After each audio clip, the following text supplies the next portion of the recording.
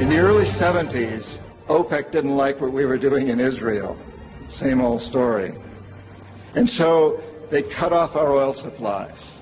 So some of you will remember these long lines at the gas stations.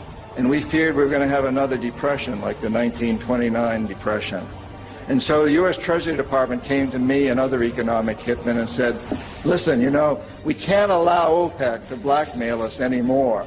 You guys got to come up with a plan so this will never happen again.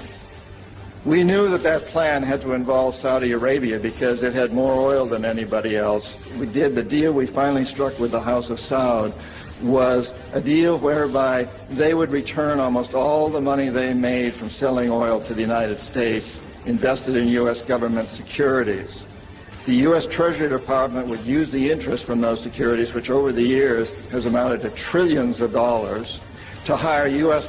companies to westernize Saudi Arabia, build petrochemical complexes, desalinization plants, whole cities out of the desert, McDonald's and all the other things that go along with our Western culture. The House of Saud would also agree to keep the price of oil within limits acceptable to the oil companies, possibly not acceptable to you and me, but acceptable to the oil companies. And this is very, very important. They agree that they would never, ever sell oil for anything other than U.S. dollars. It was an amazing deal, the deal of the century.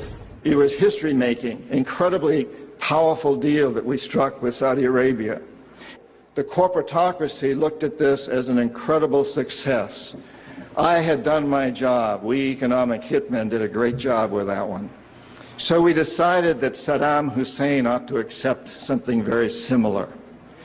Now, probably a lot of you know that Saddam has been our boy for a very, very long time.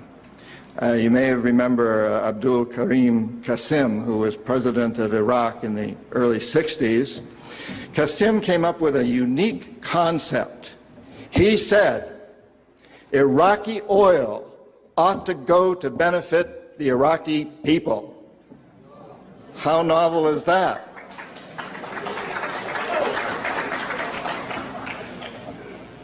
Well, we didn't like that very much. He began to tax the oil companies, particularly the British and some American companies, and threatened to nationalize our oil companies. And so we decided that Qasim had to go. The CIA sent an assassination team. It was headed by a man who was still going through high school, an Iraqi citizen who was still going through high school. They riddled Qasim's car with bullets on the streets of Baghdad and missed him. The head of this assassination team was wounded and fled to Syria. His name was Saddam Hussein. He was a CIA agent in those days, an assassin for us. He failed. He was our boy. He was our man.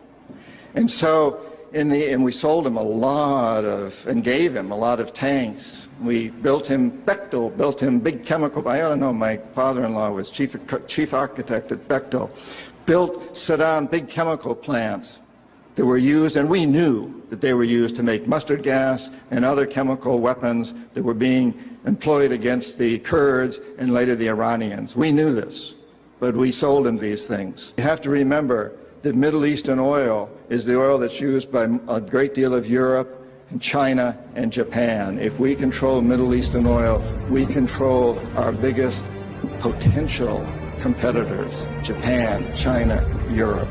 So it's very important that we do.